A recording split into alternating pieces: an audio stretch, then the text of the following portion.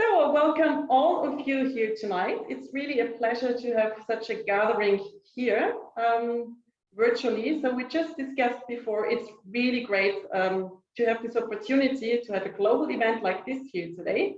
So usually at the Austrian-South Pacific Society, we have the national events. And of course, this also limits the possibilities for us. So sometimes we manage to get speakers also from other countries, sometimes even from the Pacific, but these are rare occasions. So seen this way, the pandemic has a really, really good way of bringing people together virtually, at least. Okay, so a warm welcome from our side. The Austrian-South Pacific Society is actually an association that exists since 1996, so already for quite some time now. And so it's based at the Institute of Social and Cultural Anthropology at the University of Vienna. And well, we always host different kind of events. So usually once a month during the university year. So quite often it's scientific presentations or talks, but also other formats with exhibitions, sometimes also movie screenings with panel discussions. Also, we have 2 publication series. One of them just came out recently, the last Pacific dossier, which was a collaboration with the journal Pacific Geographies. So there is a lot of activity going on here. And so I'm really glad to be able to host this very, very interesting meeting here tonight. So I have to say that from our side, it was really interesting to see who registered for this meeting here. So just checking the registrations, we had people registering from 14 different countries. And so this is quite an outreach, given that we are an association at the university in continental Europe. So I'll be really happy that we have this opportunity for exchange here. So, and a big thank you in particular to those of you that are in different time zones. So I know that some of you got up in the middle of the night. Also, thanks for that. So that's really something that we appreciate a lot. Also, in particular, our discussants, they also made time for us and to join us here tonight.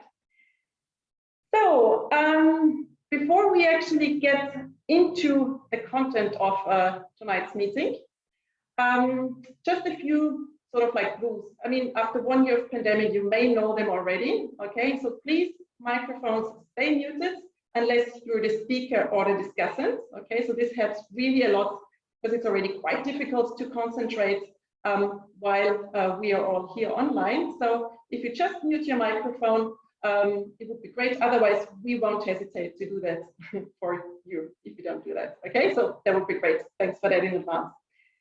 So what's going to happen tonight is that we have our great speaker here that I will introduce in a few minutes. And after his talk, which will surely give us a lot of insights, we will have statements by our 3 discussants.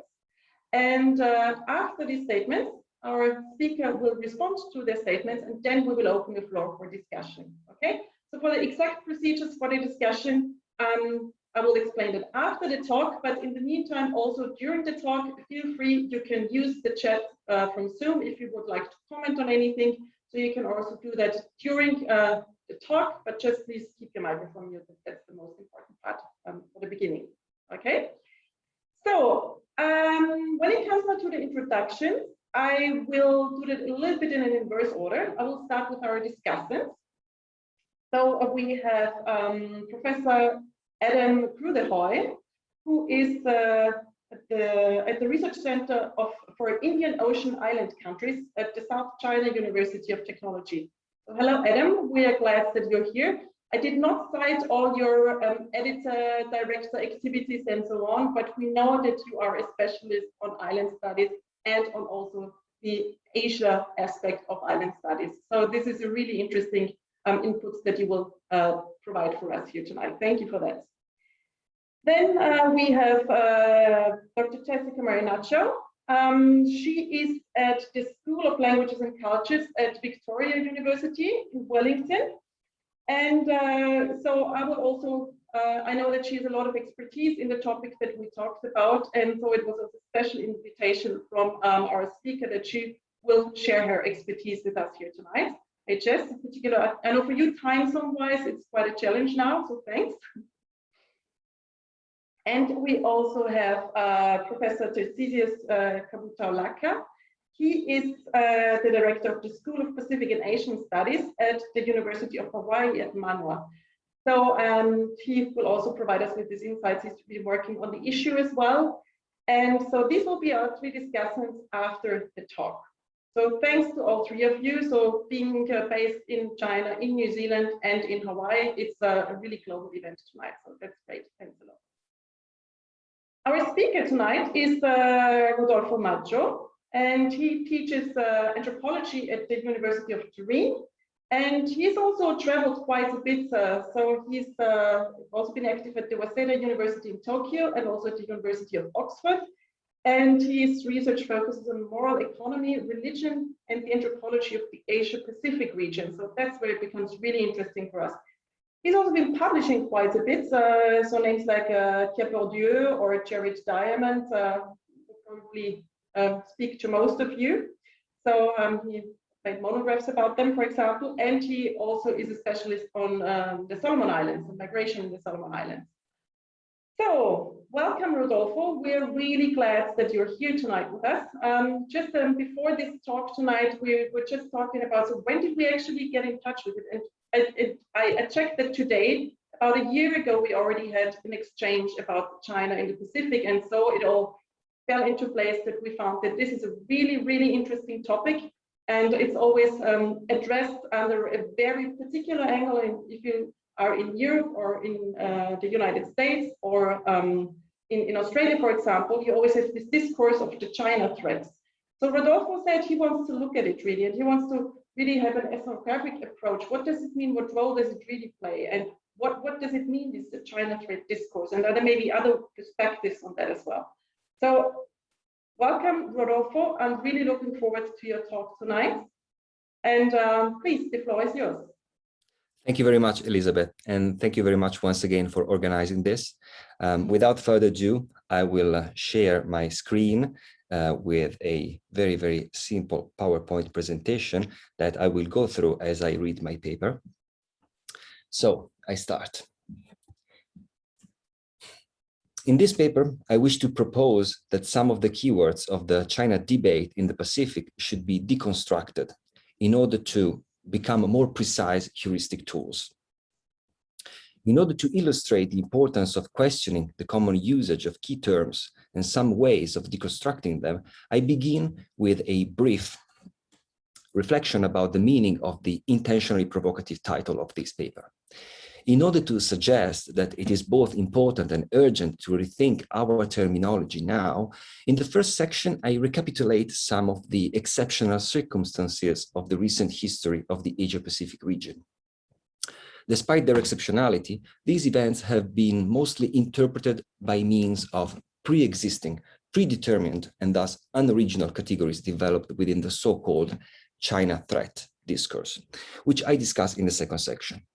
In the third section, I argue that questioning such categorization is particularly relevant in these pandemic times, when accessing a diversity of Pacific voices has become increasingly difficult for field workers trained with interdisciplinary methods and participatory methods in particular, which leaves an arbitrary selection of these voices to be used beyond the immediate interests of Pacific Islanders. Examples of how we can deconstruct terminologies on the basis of participant observation will then be presented in the final section. Paul Darcy used the expression Chinese Pacifics, thereby pluralizing both Chinese and Pacific actors to reflect the diversity of meanings masked under the two categories. In contrast, I deliberately chose to ask the question that titles this paper using the singular noun in order to address what I regard as current efforts to discursively create the Chinese Pacific as a conventional and convenient alarm tag to be used for geostrategic purposes. In that sense, a Chinese Pacific is indeed in the making. A remarkably similar set of discourses, notably about the China threat in the Pacific, precipitates Western anxieties into an increasingly unified narrative. that of a Pacific chapter of China's grand strategy to rule the world.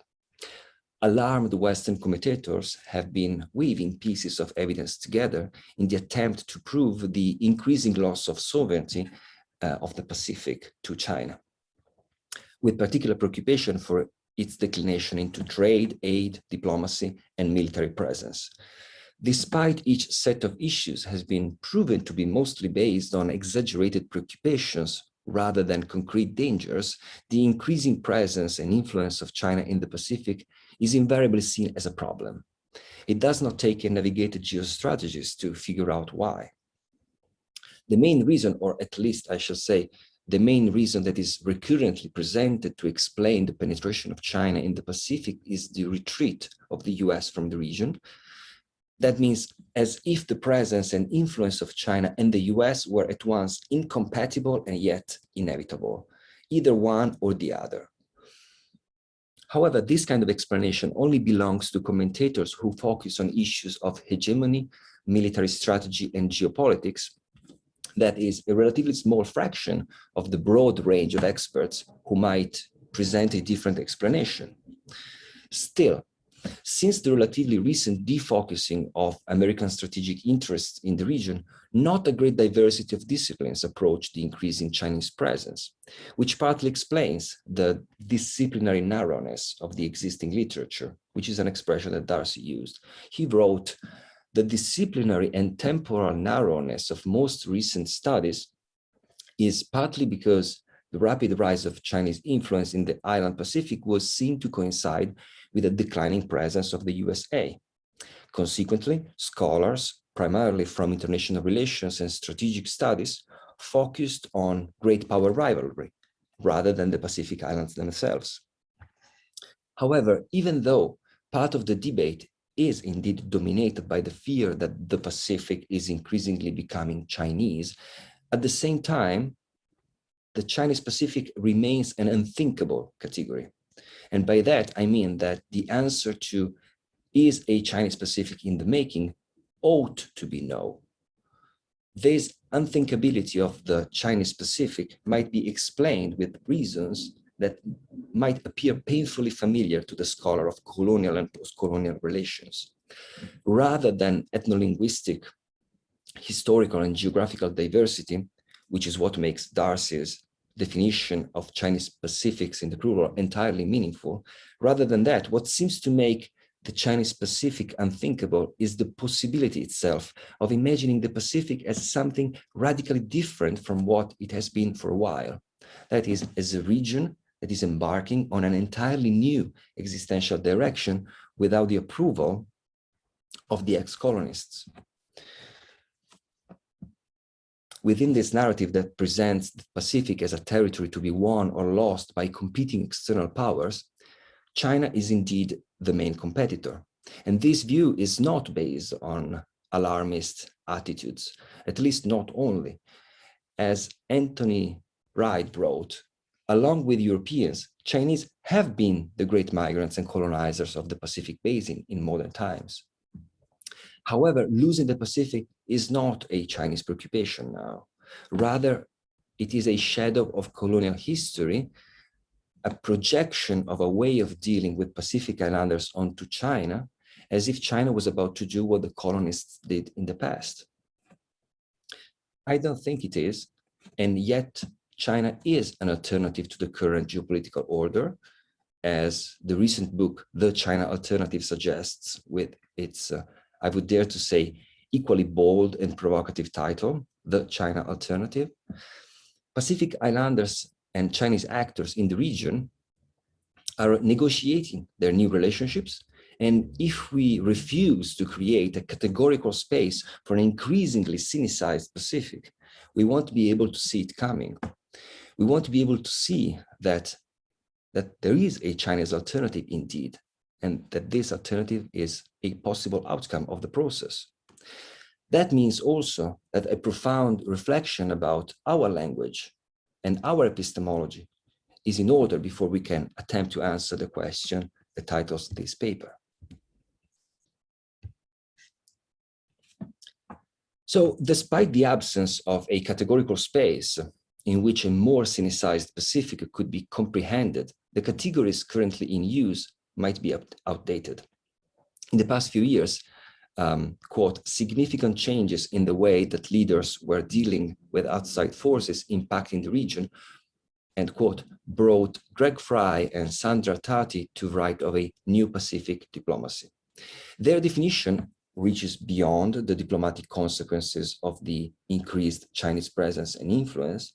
However, these are part of a series of exceptional circumstances in Asia-Pacific history that has been drawing the media spotlight on the region.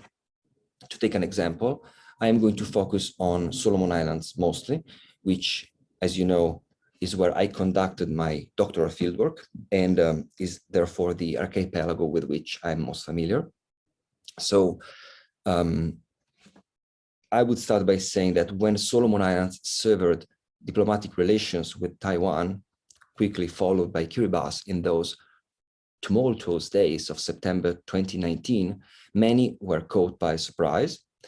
However, those major geopolitical changes took place within the context of an ongoing pattern of negotiations between Chinese and Pacific Islanders, which involve not only geopolitics, but also governance, trade, and security. So I will briefly say something about each of these categories. Concerning geopolitics, it has been noted that China's presence is influencing the attitude of Pacific states in the international theater, obviously, and that bears major diplomatic consequences, especially the recognition of Taiwan. Since the end of the diplomatic truce between Taipei and Beijing in 2016, 5 countries switched their support from Taiwan to China, and a similar rapid change of orientation in the Pacific is entirely possible and arguably has already begun. Concerning governance, major changes are happening too, as China has become the largest donor in Fiji and the second largest donor in Papua New Guinea, Tonga, Samoa, Cook Islands, and Vanuatu. To see how aid can have major and surprisingly swift consequences on governance, I would like to consider the event that took place in Solomon Islands in June 2020, very briefly. The Solomon Islands police seized boxes of COVID-19 prevention equipment sent from Taiwan to Malta, which were sent in the attempt to rekindle diplomatic relations with the local indigenous movement. And a few weeks later, the movement proposed an independentist referendum in Malta to oppose China's growing presence. And so the event was so unique, so it attracted so much attention that even Le Monde reported the news. So concerning commerce, then, the volume of Chinese trade with Pacific Islands has been steadily growing over the past decade. In Solomon Islands, for example, Chinese officials have been working to take control of growing portions of the Solomon Sea by means of deals to strengthen tuna fisheries. And this is an industry in which China had no role before its diplomatic ingress. And fishing actually was the only industry in which Taiwanese predominated. So another instance of major changes. And then concerning security, I would like to quote an example from another area very close to Solomon Islands. It's one of the most quoted cases. It is based on a scoop by the Sydney Morning Herald about Vanuatu. The newspaper connected Vanuatu's public support against the decision of The Hague regarding a lawsuit brought by the Philippines that denies China's sovereignty over most of the Chinese Sea. So all this was connected with the Chinese loan that funded and the upgrade of the Luganville Wharf on Santo. And although there was no evidence of diplomatic pressure, the article suggested that if the wharf was upgraded in such a way as to accommodate Chinese naval vessels, a new strategic military position would be created, which might be interpreted as an obvious surrender of Pacific sovereignty and a major threat to regional military security. So in areas as diverse as geopolitics, governance, trade, and security, China's presence and influence is profoundly felt. However, that does not mean that Pacific Islanders are just passive. For example, the independentist referendum that I just mentioned, announced in Malaita, it not only illustrates the consequences of Chinese influence on national governance, it also constitutes, I would say, an unmistakable evidence of the impact that indigenous people can have on the international theater. This second aspect I'm particularly interested. It has been identified in other areas, such as aid, commerce, and security, but I would say it is seldom given the importance it deserves. Some scholars did try to draw more attention on indigenous initiatives and perspectives. Of course, we have Asia in the Pacific Islands replacing the West. And since its publication, I would say that the three most comprehensive studies on China in the Pacific are China in Oceania, Reshaping the Pacific, Pacific-Asia Partnerships in Resource Development, and the recent, the China Alternative, which I already mentioned. And what I find particularly interesting is that all volumes came to similar conclusions in viewing Chinese as less of a destabilizing force than had hitherto been asserted, and in viewing Pacific Islanders as astute and active players pursuing their own interests in dealing with outsiders. And yet, the interpretation of such active roles is still mostly left to political scientists, development experts, geopolitical scholars who do very valuable works, of course, but they tend to study state-led strategic expansion of Chinese presence and influence in Pacific Island countries from a perspective that is heavily influenced by the China threat discourse. And by China threat, I shall maybe be precise about what I mean, and I'm quoting here, threats posed by a new power to the established economic and political interests of the US and Australia, emanating from influential think tanks and allowed media. In brief, the China threat discourse is a complex set of discursive formations that frames former colonies as tokens to be won or lost on the geopolitical chessboard. Focusing on the Pacific, as we do tonight, or this morning, or this afternoon for some of you, there is no shortage of reports warning about the potential risks associated with the penetration of Chinese power, including environmental, economic, and military risks.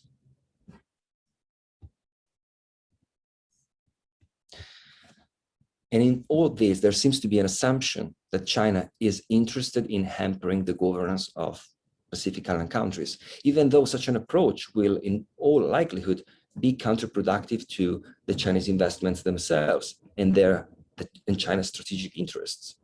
As Michael Powers argued a few years ago, only the most hardened adherent to the darkest China threat scenarios would believe that China could see any benefit in the national and regional instability that bad governance can bring.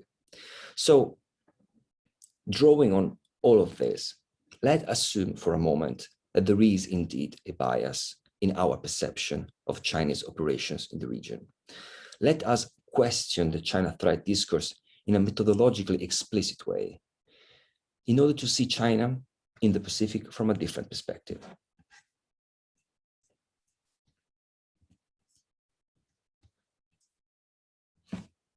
Obviously, it is unsurprising that China has consistently refuted the China threat discourse. In contrast to a view of itself as a threat, since 2003, Beijing has been promoting a threat-free narrative of China's peaceful rise. Chinese statements are so careful about crafting a non-threatening narrative that often the word rise is not used at all, for it might be perceived as too threatening. Instead, words like development are used as alternatives. Obviously, the risk that the Chinese statements seek to avoid is that of being perceived as intending to impose some kind of hegemony on other countries and give the impression of planning to pillage these countries of their resources. So in brief, since the original formulation of China's peaceful rise theory in the work of Zheng Bijian, the state-crafted narrative is that China must and will grow in presence and influence following its own path. That is a path radically different from that of the West, namely that of colonialism. So if we take this Chinese perspective on China's rise, so if we try to look at it from a Chinese perspective, the attempt to portray China as a threat might appear as intrinsically colonial, that is, as fundamentally motivated by fear. The fear that China's growing presence and influence in the Pacific is challenging the post-colonial order, which, despite being established in agreement with the ex-colonies, has been fundamentally approved by the ex-colonists. So in order to understand knowledge that is situated outside this colonial framework, we must decolonize not just the knowledge, but the very methodology to access it.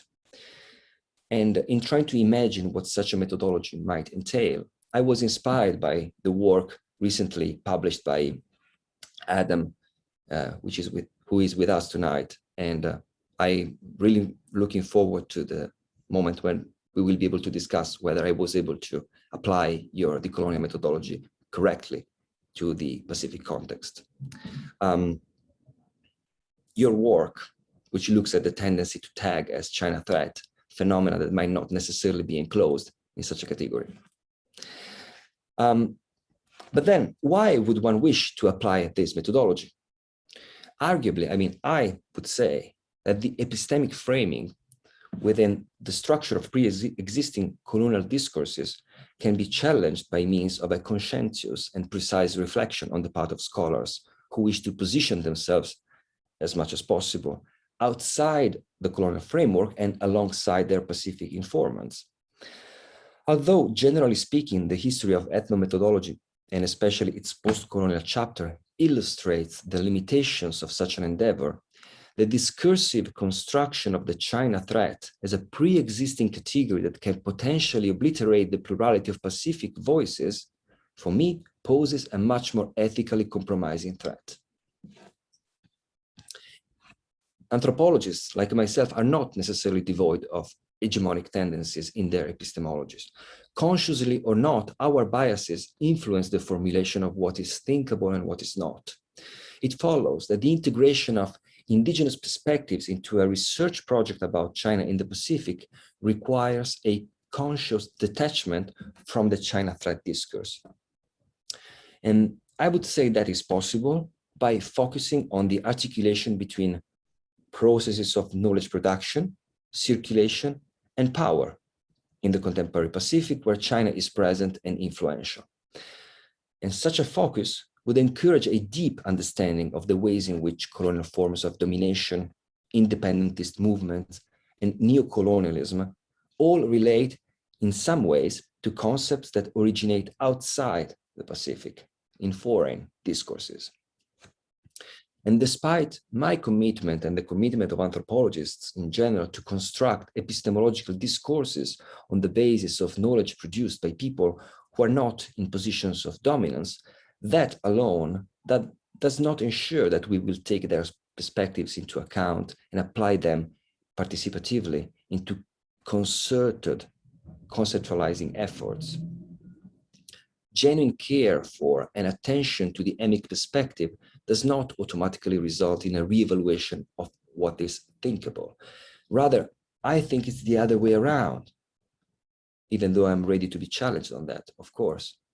I believe that in order to give value to indigenous perspectives on such critical issues as the Chinese presence and influence in the Pacific, to the point where they are brought to bear theoretically on current geopolitical issues, our knowledge production process should first be liberated from the professional stigma of thinking the unthinkable. So rather than absorbing the ever-increasing corpus of journalistic and popular materials about who is winning or losing the Pacific to whom, the challenge for scholars interested in studying China in the Pacific would be to question the epistemic position from which we look at the places where this knowledge is produced. And we should be genuinely interested in explaining why and how such knowledge is situated and how it is used normatively to orient our thinking and discredit alternative viewpoints. And that's because the possibility itself of anthropological knowledge production processes depends on the willingness of scholars to question the conditions of their own knowing. And I think that this is something that is valid for issues well beyond the issue of China in the Pacific.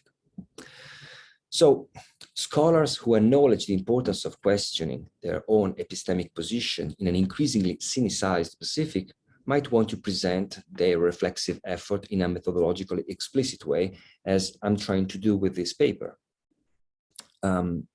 Because I believe that such an effort can rest only on a refusal of the dichotomic and I would say also rather unsophisticated separation between being pro-China and against China or anti-China. Although there is no need for this refusal to be explicit, it is necessary to illustrate how our methodology operates in such a way as to prevent the superimposition of patterns of colonial dominance onto otherwise participatory knowledge production processes. So, what would a decolonial methodology look like? In brief, I argue that a decolonial methodology means abandoning the assumption that China is a threat, focusing on the agency of Pacific Islanders and their ability to take independent choices, and treat the new Sino-Pacific relations as relations in their own right. Regarding the first point, I would comment by saying that abandoning the assumption that China is a threat involves appreciating its growing presence and influence in the region while giving equal argumentative weight to the evidence suggesting that, compared to other parts of the world, China is not really so interested in the region. In terms of commerce, the Pacific Islands only represent 0.12% of Chinese global trade volume. So even if we assume interests that go beyond commerce, such as those listed above, like geopolitics, that does not really change the substance of the counter-argument. Several scholars suggested that China's soft power in the region is limited. In terms of physical presence, then, I mean of actual human beings residing in the region, the number of Chinese is statistically very small, despite recent increases. The Chinese migrant population is only 1% of the total. Now, to be sure, these quantitative data are not intended to suggest that China's presence or influence is negligible. They rather indicate that there is room for alternative arguments that entirely neglect the China threat narrative in favor of more complex, more articulate, and more sophisticated interconnections of data from a variety of disciplines, including anthropology. Which brings me to the second point. Focusing on the agency of Pacific Islanders, which means treating identities as independent. That is, to welcome their self-perception in the analytical process, as much as we should do on the political level. Ex-colonies have agency that they exercise, and on the other hand, there are also technical reasons why their agency is not as bound to the will of external actors as preoccupied ex-colonists might believe. As Terence Wesley Smith and Graham Smith write in the introduction to the China Alternative, I quote, "Despite China's impressive trade, aid, and investment profile in the region, it is not clear how much influence Beijing actually has on decision-making in Pacific Islands capitals. It is difficult to identify examples where China caused island leaders to take action they otherwise would not have taken or that were contrary to their expressed interests." Now, I would say that is a very good argument, a very good reason why it is possible to hypothesize that these actions, the actions of these leaders, are taken on the basis of independent agency, to the extent that independent agency is possible. So I would argue that we should study these actions as such, including actions such as establishing and engaging new kinds of relationships with Chinese actors. And this brings me to the third point, treating Sino-Pacific relations in their own right. There is indeed a tendency in the debate to consider Sino-Pacific relationships as somehow different, as fundamentally dependent on an external competition between China and post-colonial actors in the region. And I think we should instead work out a framework reflecting new power relations, which are influenced, yes, but also independent from the interests of other foreign powers, such as the US. This is not to say that US-China competition will not bear consequences. Of course, as Terence Wesley Smith notes, it has become commonplace for US officials and commentators to talk of the escalating US-China contest as nothing less than a new Cold War, even if their understanding of what that means differ. To quote another author in this debate, Stephen Walt argues that, quote, this will be the single most important feature of world politics for at least the next decade and probably well beyond that. So I'm not arguing in favor of treating these issues as minor or non-influential. Rather, this means treating Sino-Pacific relations as likely to develop independently within a framework in which the West is the West rather than the center of the world. In order to put in practice these principles of decolonial methodology to study new Sino-Pacific relations, it would be necessary to collect, obviously, indigenous perspectives by means of, I would say, ethnographic fieldwork, and bring them to bear theoretical value on the major issues outlined so far. The analytical process should be bottom-up, starting from direct observations and interviews, which would then be processed with qualitative methods such as thematic analysis and grounded theory. However, as travel restrictions, we all know that, make the collections of this kind of data difficult, most scholars of Sino-Pacific relationships must bring their reflection forward with other means. Now, I think that there is hardly a suitable substitution for the kind of ethnographic research that would be necessary to study new Sino-Pacific relations. So the current pandemic actually makes the effort of decolonial methodologists much, much harder. And yet there are ethnographers at work right now. And I hope that some of them are joining us tonight, or again, this afternoon or this morning. However, compared to the extension of the territory under analysis and the depth of the topic, it is fair to say that they are a minority, and their work, excellent as it might be, is not enough. So the ethnographic exploration of the Pacific perspectives on the Chinese presence and influence has to be postponed until fieldwork becomes a practical option again, I would say. And until then, other research methods should be envisaged. And perhaps the best alternative is to turn this challenging phase into an opportunity to bring the project of decolonizing knowledge further. And so I would suggest that one way to do that, to develop a decolonial methodology during these pandemic times, would be a discourse analysis, precisely of the material published by local newspapers, as well as testimonies and opinion pieces posted on social media.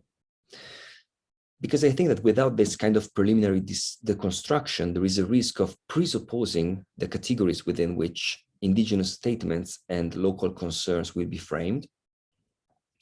Given the pressure that we all feel as academics to contribute to debates that are well beyond the interests and control of Pacific Islanders, such as the US-China trade war or the territorial claims in East Asia itself a term coined in the West, I would say there is a potential for the misuse of indigenous perspectives on the Chinese presence and influence.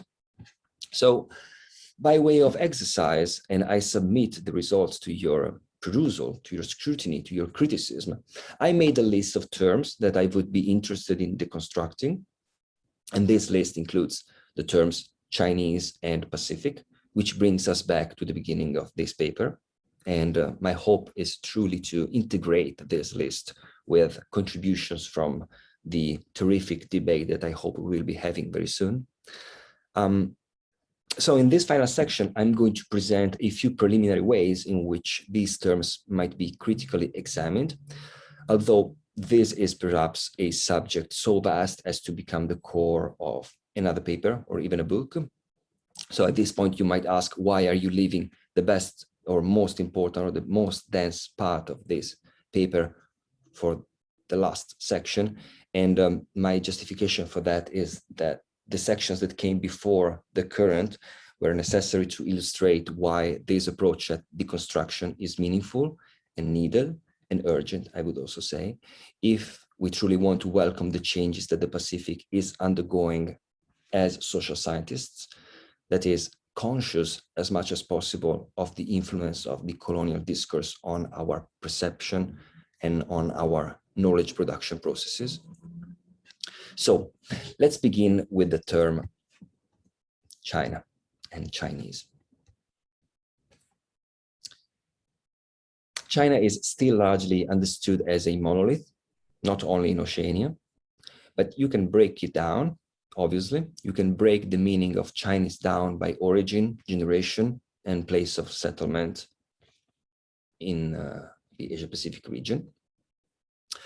According to Darcy, under the term Chinese, there might be people from China, Taiwan, members of Chinese minorities from Southeast Asia, from Southeast Asian nations such as Malaysia. Furthermore, peoples of Chinese ancestry resident in the Pacific Islands, in some cases for generations, could be included in the broad category of Chinese. And what's important here is that their generation plays a role in the definition of their identity. They're not all the same, of course. For example, as Darcy wrote, many members of long-term Chinese communities in the islands express concern about Huayi, which is the term used to indicate the contemporary generation of migrants, concerned about the Huayi lack of sensitivity to local ways, and the long-term generation, the long-term Chinese communities see these contemporary Chinese migrants as disruptive competitors rather than as potential business and marriage partners. And then concerning place of settlement, Darcy searched for nation-specific general history of Chinese communities in the Pacific Islands and found none for New Caledonia, Tonga, Cook Islands, Federated States of Micronesia, Kiribati, Palau, Northern Marianas, Guam, or Nauru. Sorry for the long list. Darcy adds that very little has been written about Chinese communities in other Pacific islands, PNG, Solomon Islands, Vanuatu, Fiji, Samoa, French, Polynesia, Hawaii, etc. So the point is, we are still largely unable to determine what exactly Chinese means from the perspective of Pacific Islanders. Why that is important? Because that means that we cannot really afford to look at these individuals as representatives of Chinese state ideology, nor instances of any China threat.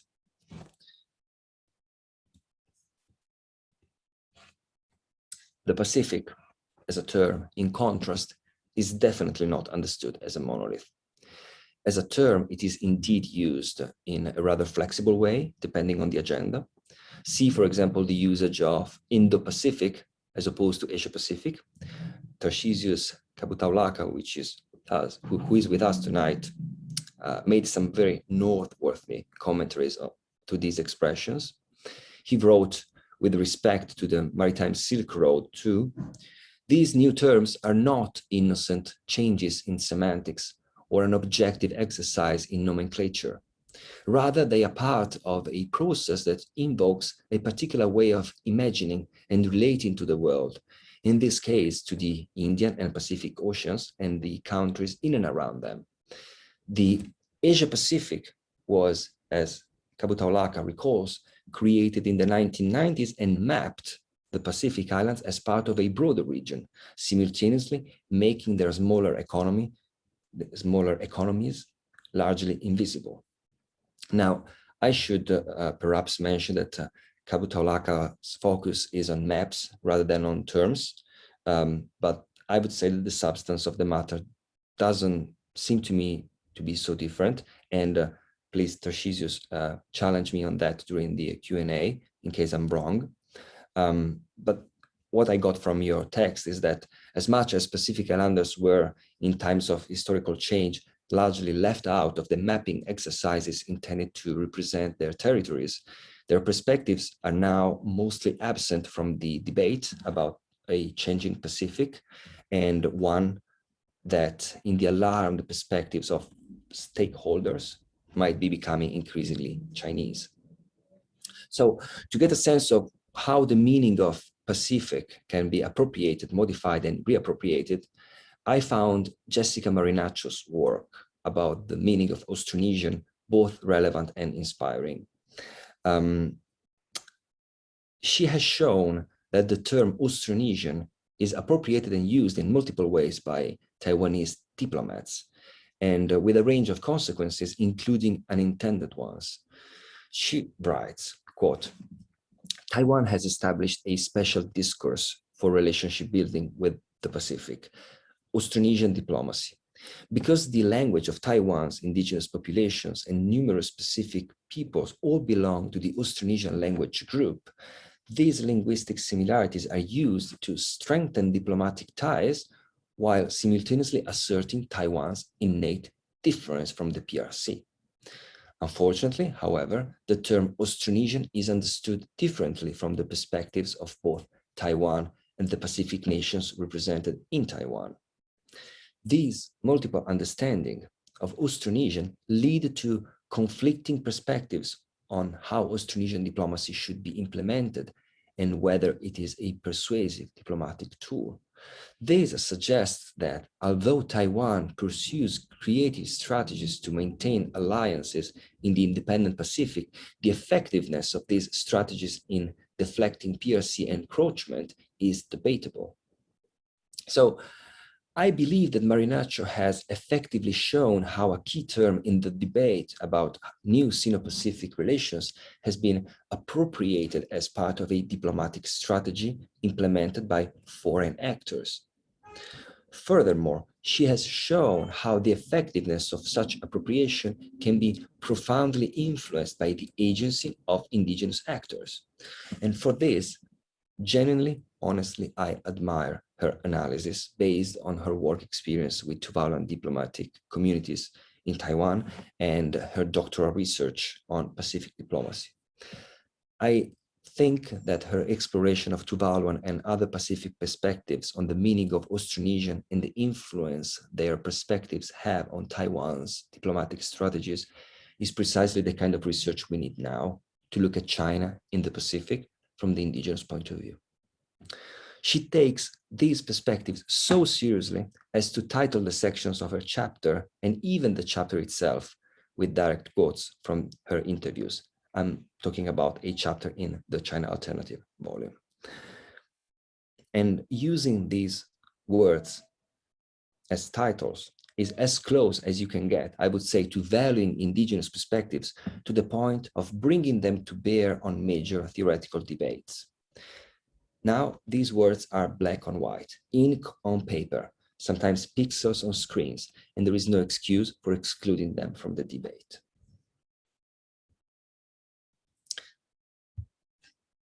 Tarcisius Kabutaulaka also takes perspectives rather seriously, with his analysis of the meaning of Pacific in relation with different agendas in different countries in the context of growing Chinese influence and presence. He takes words so seriously as to devote an entire chapter to explaining the meaning of Blue Pacific from the point of view of Pacific Islanders. For him, the Blue Pacific is both a narrative and a strategy for assertive diplomacy. It is an expression with profound implications of self-determination in the context of increasing geopolitical competition by foreign powers, attempting to frame the region in such a way as to make it discursively convenient. The Blue Pacific offers alternative perspectives about Oceania that are empowering and strengthen regionalism, end quote, with an emphasis on the materiality of the sea as incorporated into the Pacific bodies, on islands as strong families interconnected on a vast and rich territory, rather than small, isolated, and poor. The point, thus, once again, is to give indigenous concepts and the words used to mobilize these concepts as much value as to bring them to bear on major processes of knowledge production. However, before doing that, it is necessary to demonstrate that the terms of the existing debates are biased. Finally, a term that I would like to deconstruct is friendship. This is a term with a long history in Chinese relations with foreigners, obviously, and the recent history of China in the Pacific is no exception. One of the most, actually really recent, one of the most recent usages of the term in this context has been reported in the regional news. Fiji's Prime Minister, Frank Bainimarama, at a reception at State House in Suva, said that the former US Ambassador, Judith Sefkin, said to the former US Ambassador, "You are not a true friend of Fiji. See that guy over there?" Pointing to the Chinese ambassador. "That's a true friend of Fiji." It was a commentary to the decision by US President Joe Biden concerning leaders' summit on climate. Fiji was not invited, like all other regional leaders, except the Marshall Islands. I was intrigued by the usage, hence I got in touch with Henryk Zadiewski, who I hope is with us tonight, who is doing fieldwork research on Chinese in Fiji. We discussed about relatable concepts in Fijian culture, such as vovale, family. He wrote to me, quote, "It's more intimate than friend, vovale, but also implies certain reciprocal responsibilities of care. When Australia and Fiji attempted to patch things up after some fallout over climate and China, the renewed commitment was framed under this term. Since that declaration, Chinese diplomats have also used that framing. From the Chinese perspective, Pongyou is useful. I would also think about the term Youyi, which has connotations of international solidarity. Many of the early spaces within the PRC set aside for foreigners used this term. For example, Youyi, Youyi Bingguan, friendship hotel or hotel for foreigners, and Youyi Shengdian, friendship shopping center for foreigners. Also search around the term Youhao, I'm still quoting from our correspondence, friendship, which is used to indicate sister cities or twin cities, Youhao Chengshi, and perhaps sister countries too. Understanding the usage of these terminologies would help us to make sense of the harmonious diplomacy implemented by China in recent years. The strategic partnership with Pacific Island countries seem to fit within a framework that conceptualizes friendship in a culturally specific way. However, as long as the China threat will be the predominant narrative in mainstream debates, a culturally specific meaning of friendship, or Chinese or Pacific for that matter, will hardly be at the top of the research agenda. And about 1 minute past my time, I finish off with these brief conclusions. Drawing attention onto the importance of understanding these key terms in context is what I have attempted to do with the present paper. After a brief and no doubt incomplete recapitulation of some recent circumstances in Asia-Pacific history, I described as China threat some of the major debates in which these events are being conceptualized. I suggested that this conceptualization obliterates the plurality of Pacific voices, which are left largely outside debate, and insisted that we should do our best to access their perspectives, even despite the current pandemic. Especially as anthropologists, we have a duty to do that, even though travel restrictions make ethnographic research difficult. We can get in touch with current field workers, native scholars, and ask their consultancy to understand how key terms are used, all too often under the influence of a predetermined set of discourses. And now that, thanks to the Austrian-South Pacific Society, we have an opportunity to discuss with experts of Pacific terminologies and the China threat discourse, it's time to hear what they have to say on the subject. Thank you very much for your attention. Thank you, Rodolfo. I would heavily clap my hands now. I know you can do that also in Zoom somewhere. Thanks for this really, really interesting insight. I mean, I have a lot of questions on top of my mind, but I think we should first move on to our discussants. And apologies, I have to update some information on one of our discussants. Actually, Jess Marinaccio, she is not in New Zealand right now. She is in Tuvalu right now. So apologies for that. There was information that did not get through to me. So she works for the government of Tuvalu right now for the Department of Foreign Affairs. So just to correct that. Okay, so thank you, Rodolfo. I would love to ask a lot of questions, but please, our discussants, what do you have to say in addition or commenting Rodolfo's perspective?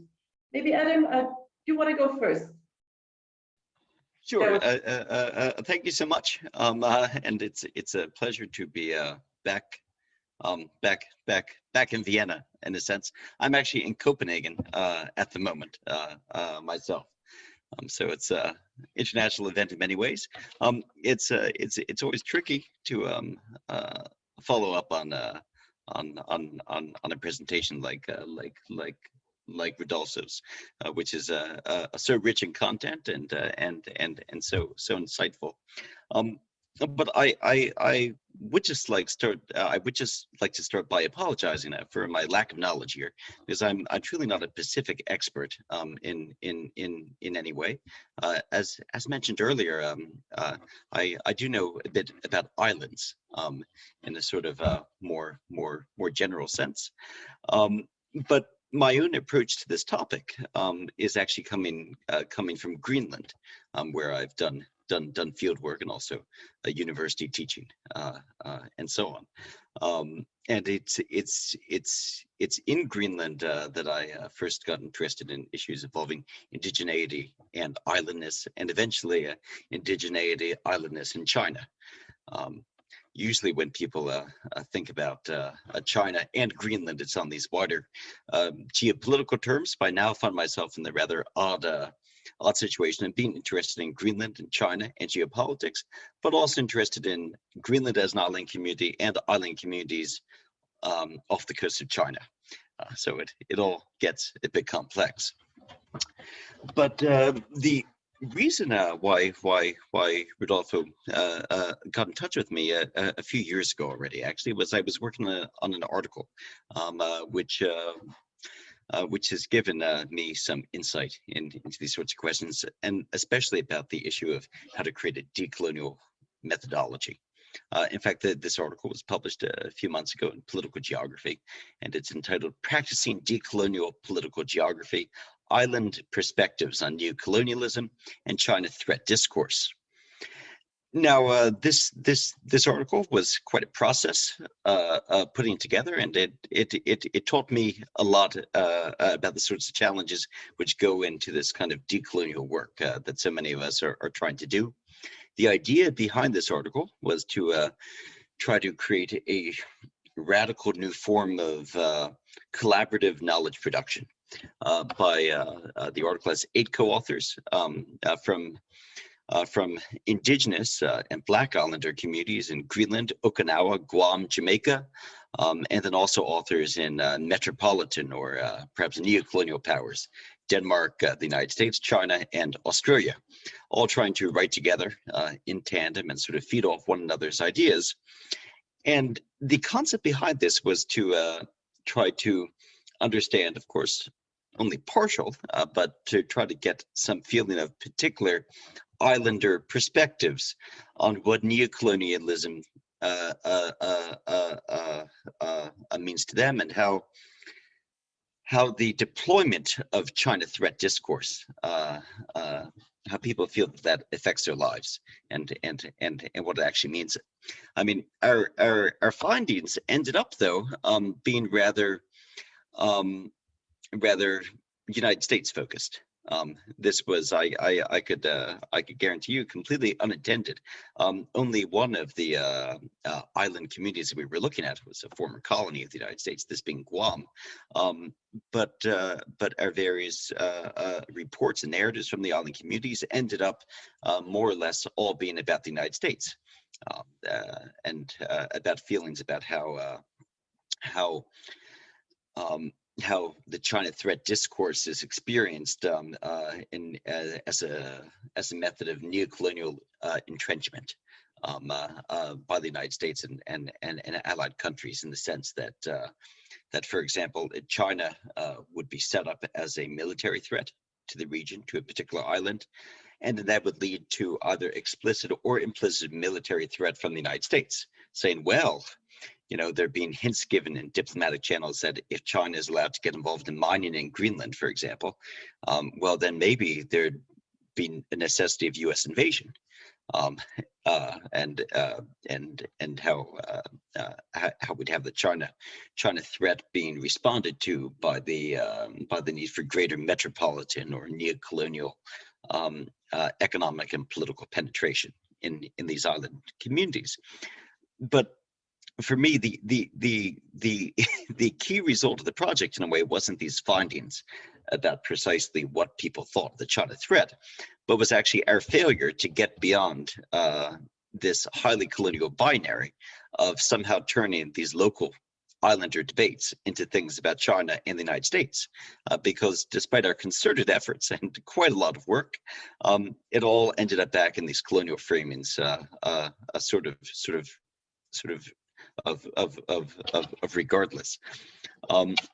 Now, this was not really a field work on ethnographic methodology here, but at least it seemed at the time like a rather radical research method, which did not achieve what it was meant to. And for me, it certainly raises a lot of questions about how we can do better in the future, and also what the communities in question need to be able to do in order to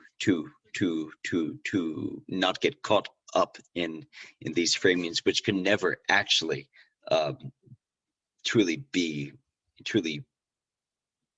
liberatory, and actually serve local interests.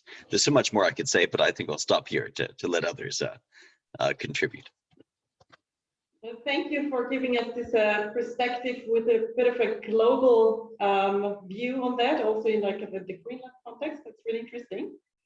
I would like to give the word to Jess now. What do you have to mention here? So Rodolfo also mentioned your take on Australasia and how that is used in Pacific diplomacy, in particular from the Taiwan perspective. So please, your comments on Rodolfo's talk.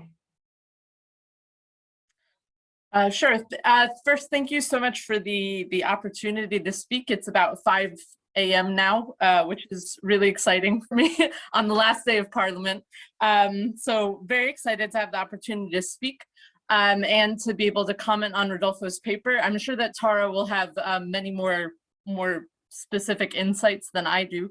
But I think I'm just going to really briefly look at a few issues that popped up for me when reading Rodolfo's paper and listening to it again, and then some of the really interesting things that I think came out of the paper. So just for the paper itself, I think what's really interesting about it is, as Rodolfo mentioned, there's kind of a very niche group of people who work in looking at international relations with the Pacific and Taiwan or China, and also work in a field similar to Pacific Studies. And Pacific Studies is already quite decolonial in its focus in most places. And so some of the things that are talked about in this paper seem to me to be well-trodden ground. The problematic nature of the China threat theory, the need to include Pacific indigenous voices, or just any voices that are not state level voices. All of these are things that we have kind of seen since 2010, if not before, that there have been people talking about these issues and the need to look at these problems, to decolonize methodologies. That's something that's been a part of Pacific Studies for quite a long time. So in looking at that part of the paper, it seemed to me to be things that I had heard before. But I think the point that I take from Rodolfo's paper, and that we all take from this, and what Adam just said as well, is that still to this day, despite people talking about the need to get rid of the China threat idea, it still is coming up in all sorts of mainstream media, even in mainstream academic blogs. So obviously this is something that from a niche perspective seems like, well, of course, China threat is not something that is not really a very valuable category or way of discussing what's going on, but it's still the same thing that people fall back on it again and again. So obviously this is a problem we still need to look at and to emphasize and to be telling people that we have to get away from this. Now, that's just a niche issue when you look at it from the perspective of a very, maybe a smaller group of people working on the issue. But some of the things that I thought were really, really exciting from looking at what Rodolfo's talking about is some of the ways that he terms things that people have talked about in the past that I think are ways I haven't quite seen them termed before. I really like the idea of the unthinkability of the Chinese Pacific. And I think just from working for the government of Tuvalu, but also from being a white colonist myself, it is very difficult to imagine, as Rodolfo says, what this is, that the Chinese being in the Pacific, what that means, how that is, other than from a colonial perspective. And so we do frame what China is doing with this idea that the intention is to colonize. And that's kind of always been the way of it. And so there'd have to be a lot of cultural research, and some people have started doing this, into actually what people in China at various levels are thinking when they're moving into the Pacific in various ways, to actually understand what's going on, because it definitely would not align directly in any way with ideas of Western colonialism, even if that's how we're framing it. So that just requires a whole depth of cultural research into what people in the Chinese government and various levels of Chinese society. So there are some people like Graham Smith and people who have started to do this, but there's much more that would have to be done. Looking at the decolonial methodology that you present, the 3 points, the first and second points I take as ones that people have been looking at already. The one I love is the need to look at Sino-Pacific relations as relations in and of themselves. And this is something I've been saying for Tuvalu-Taiwan relations for a while, that we always look at these relations as a byproduct of something else. So Taiwan and Tuvalu only have relations, they're only important because of China and Taiwan fighting. But actually, if we look at the relations themselves, what is actually going on between Tuvalu and Taiwan, they're so important, there's so much going on there that is not the byproduct of Taiwan and China. It is not the byproduct of Taiwan and the US, but that's what we assume often. We look at these as just, this is what happened after, because these relations had to be formed because China was trying to push Taiwan out of somewhere. So why not look at China-Solomon Islands relations as relations in and of themselves, and look at the Taiwan-China competition as a byproduct of that? Just reverse the order of importance. I think that's absolutely necessary in doing these studies, and people often do not do it that way. They don't look at what's actually going on in the relationship, or many people do not.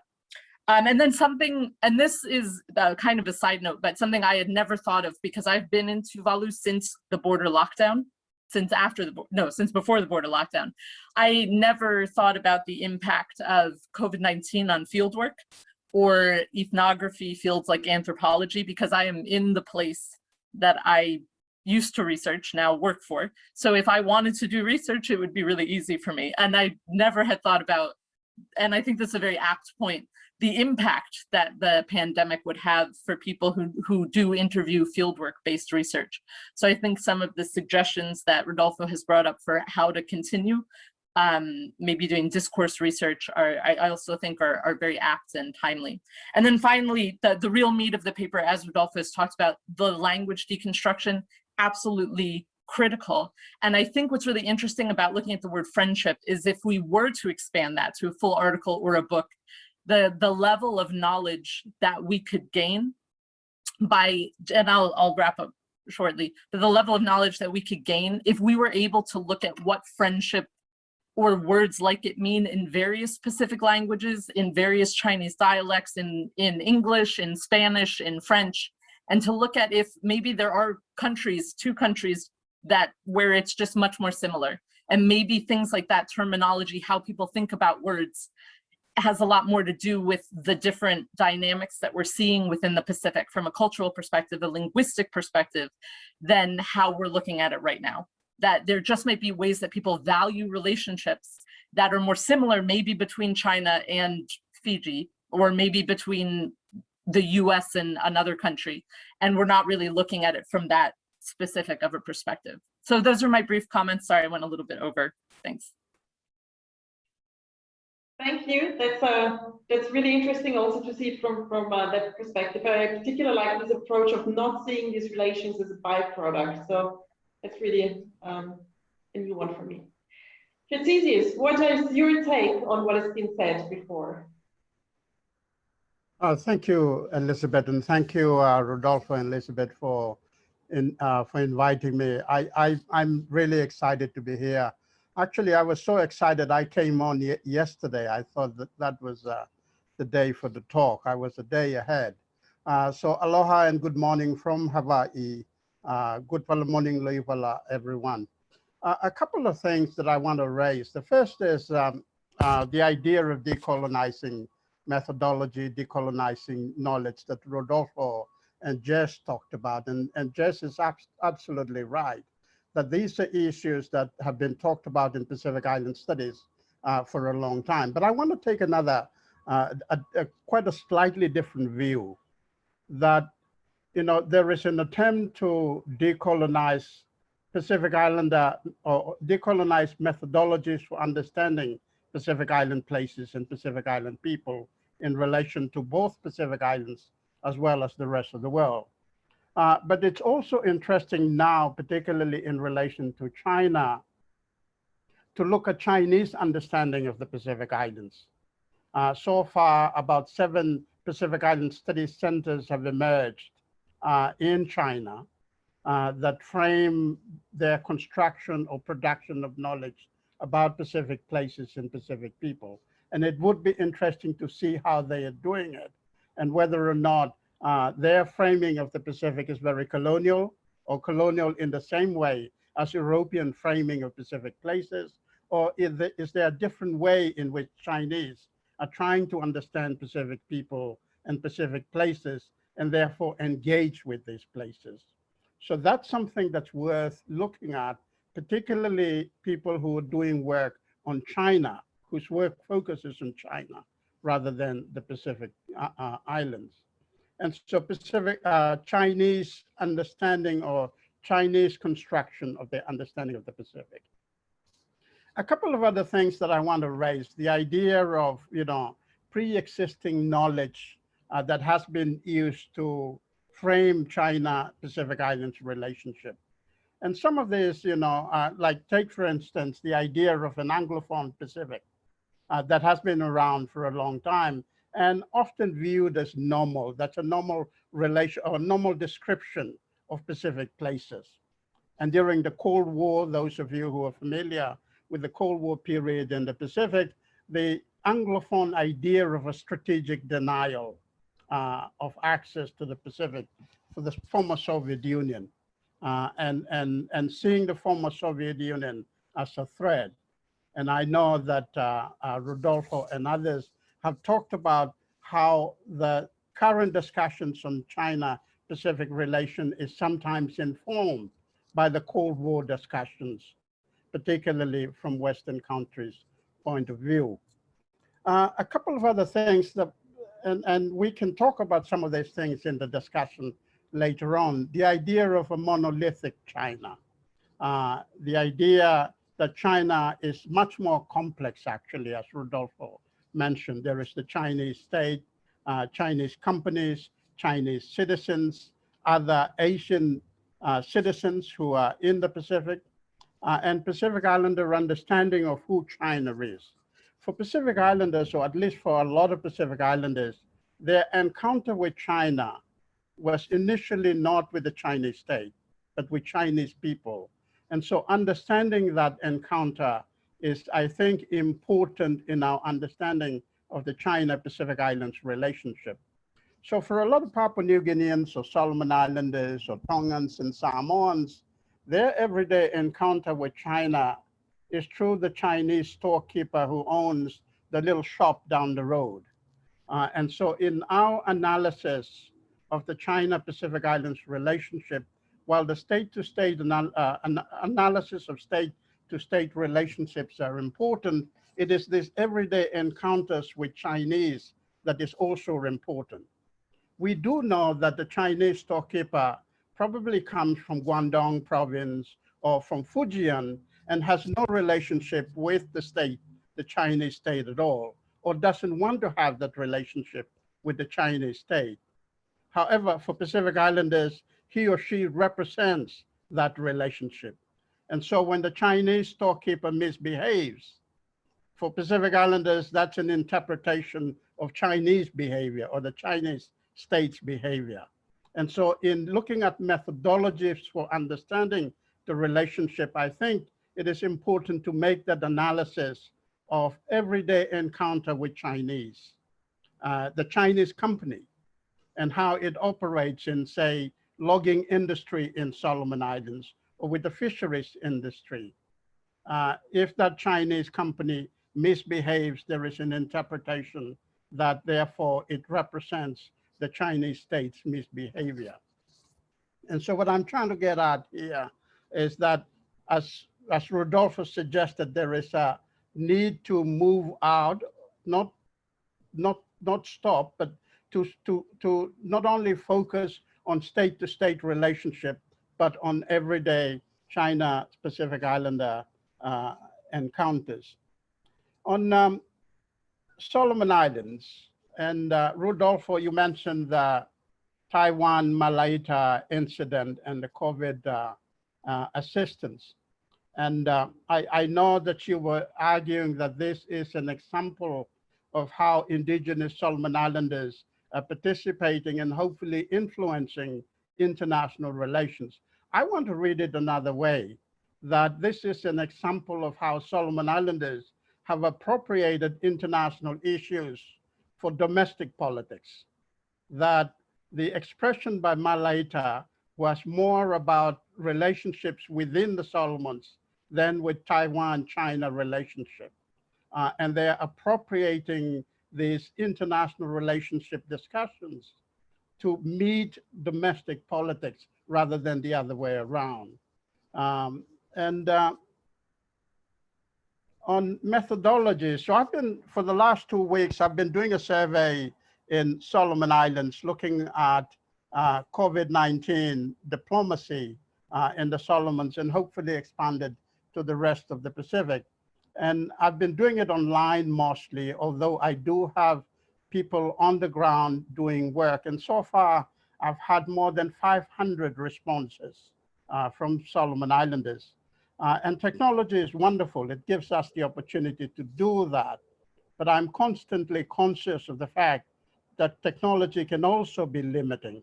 And it can also be a very colonial tool. And so far, it's been turning up quite interesting outcomes with this survey. Anyway, I'll stop here and we can have a look at other things during question time. Well, thank you. That's also very, very insightful. So I think also in particular the aspects about people meeting people and not a state construction. That's a very important point not to forget. By the end of the day, it's all humans. Thank you for that. Rodolfo, would you like to respond briefly to what has been said by our discussants? Yes, Elisabeth, I will very briefly, because I value very much their feedback, and what they have already given me is so valuable. So I will be extremely brief, just to thank them for reading my paper so deeply and understanding that I was drawing on the tradition of post-colonial reflection in the Pacific in order to advance this discussion in relation with a pressing topic such as the one we are addressing tonight, that is, how should we approach methodologically the study of a new phenomenon like the presence and influence of China in the Pacific. So in drawing on that literature, I experienced some support in the sense of knowing how to unpack some concepts that are being traded nowadays in mainstream discourses. But at the same time, I found myself in difficulties that I would say are very similar to those that Adam was describing in his concerted effort as part of a team of researchers trained and well educated into these complex issues. The difficulty of moving beyond the binary. Somehow, this binary is magnetic. It draws you, it pulls you back into pre-existing categories. And so there is truly a question about the extent to which our ability to interpret new phenomena as new, as being something really new. And to me, the best way to prove or to get a sense of the validity of a concept is to see the emotional response of people who enter into a relationship with linguistic terminologies. That's why I focus so much on terms, and the reaction that Jessica has given me earlier about the expression, the unthinkability of Chinese Pacific, for me is so valuable, because I have noticed that inability to think the Pacific as something different from what I have been trained to look at. And I was just wondering if this unthinkability is something that other researchers and other experts in the Pacific might feel when confronted with a changing Pacific. So I think what we can see tonight or this morning or this afternoon, I say again, is the fact that despite the difficulties that Adam was describing, we have a genuine curiosity, and Tarcisius has named a few issues that it would be very, very interesting to look more deeply into. For example, he mentioned my framing of the independentist move in Malaita and showed me that I have the tendency to interpret it according to frame it according to debates that are most familiar to me. That if I was more familiar with the specific issues that were happening in Malaita at that specific time, I would have maybe framed it in a different way. So in that sense, technology is truly a blessing, because it allows me to explain such a complex situation, like interpreting this specific reaction to this specific set of affairs, and have an indigenous scholar to provide me with an alternative view. And that has an impact on the ways in which I will be framing from now on this issue. And in that sense, that helps me to change what I consider unthinkable at the moment. You know, little by little modify this category. That creates new possibilities to incorporate new knowledge, and in that sense is the path towards truly decolonizing knowledge, which obviously is something that is not entirely achievable. And these kind of events and the discussion that we are about to have, that we are already having, is again in the direction of doing exactly that. Thank you, Rodolfo, for this first feedback on the comments. And well, big thank you also to our three discussants for their input. I would like to open the floor now to questions or comments from our public. Okay, so I would suggest what we do now is, if you, I think Tarcisius mentioned that technology is kind of a colonial tool. So now most of us researchers are really familiar now with Zoom and all other kinds of tools and know how to use them, which may not be the case for everyone here tonight. So if you know how to use the different functions of Zoom, there would be a possibility to raise your hand, okay? So there is on the bottom of the screen, there is a bar with reactions, like a little smiley, and there you can raise your hand if you would like to say something or ask something, okay? If you can't find that, just a quick note in the chat that you want to say something. Okay, so I hope that this is clear enough for the Zoom users that are new or not so new in this context. Okay, so please, from our audience, feel free to comment on any of what was said, or if you don't agree with any of our discussants, or if you would like to add on anything. So please don't be afraid also to challenge what they have said. So this is why we are here today. And so this would be really useful to really also to challenge a little bit the views that we have here. So I can see that Rodolfo and our three discussants, they have different backgrounds, they have different kinds of expertise. So it would be really interesting to also see what other perspectives on the issue are. So, and if we have, if there is no comment so far, I think I will, okay, Torgeir, yes, please, you want to comment. Yes, thank you very much, Rodolfo. It's a fascinating talk and of course a very important topic, and also to the to those who posted comments along. I must say I agree with Tarcisius' comments on in combination with Rodolfo's on the need to deconstruct the categories here and also provide some historical depth to the way that we approach this. I mean, I work in North Vanuatu, and they have a long-standing interactions with people of Chinese origin for 3 generations who have been more or less monopolizing the trade in copra, for instance, and also provide the lifelines in cargo ships that come at very regular intervals, visit these islands and provide some sort of lifeline. So I would say that when we I really appreciate your humility, Rodolfo, in recognizing the way that your preconceived notions will shape the way that you reach conclusions. Of course, that applies to all of us. So my main point would probably be that I tend to read Sino-Pacific relations through a prism of U.S. neo-imperial policies in the Pacific, and see maybe the way that I relate to Chinese neo-imperialism more or less in the same way as a response to American encroachment or American presence, a very vocal presence.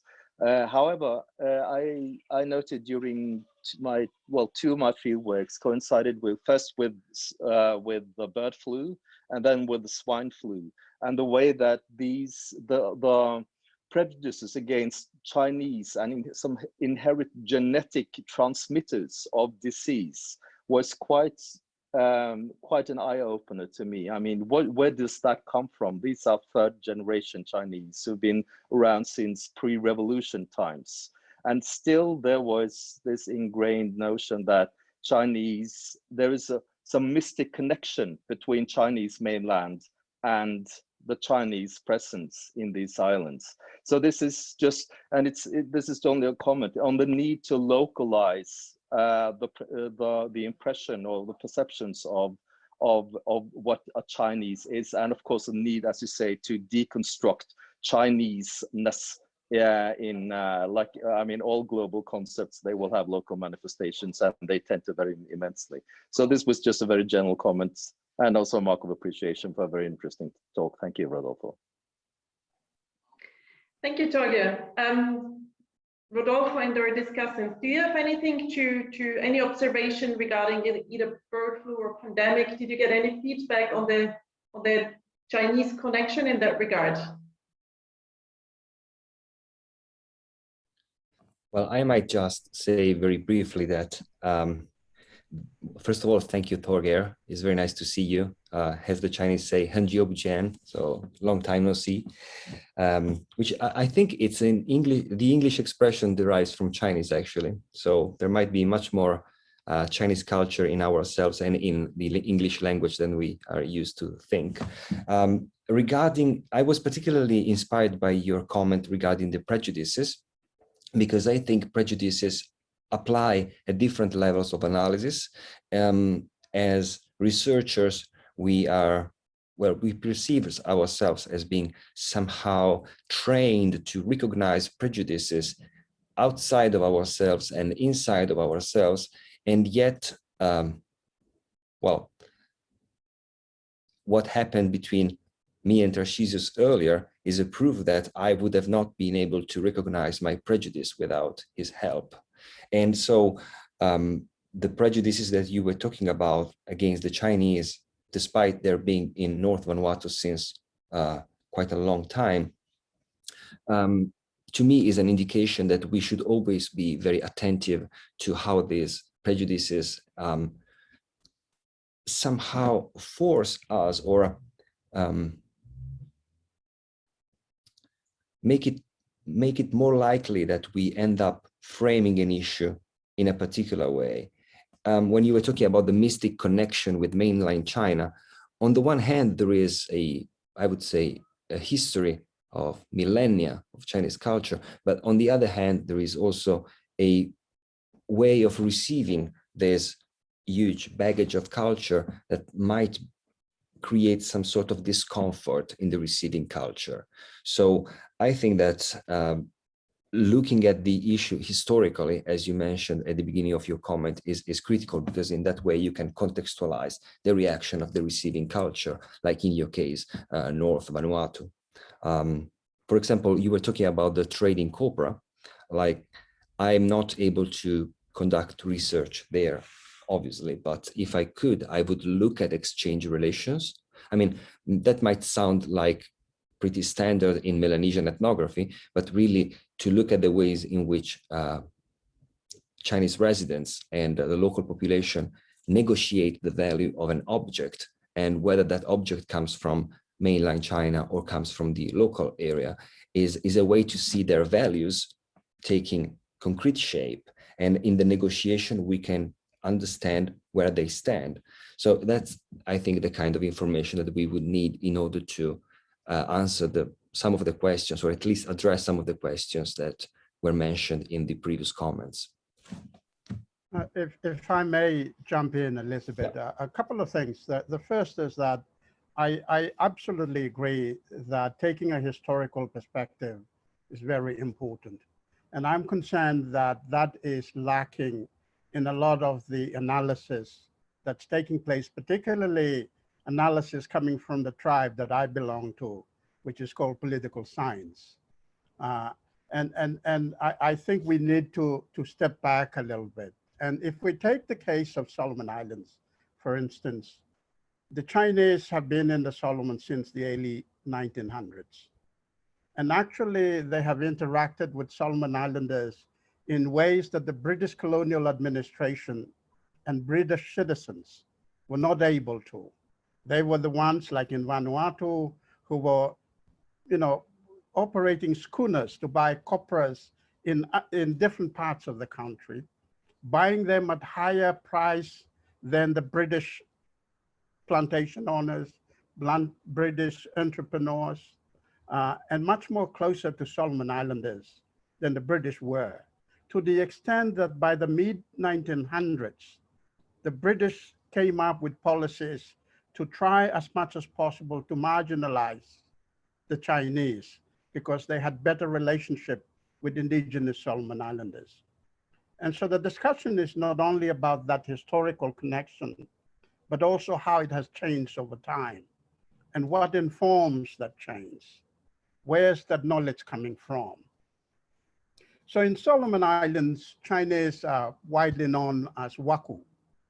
And Waku can include Chinese from China or Chinese from Malaysia, and sometimes it is used to include Asians more generally. In Papua New Guinea, Hong Kong. In the case of Vanuatu, I know that sometimes the term Chinese is used also to include the Vietnamese who had been in Vanuatu for a long time.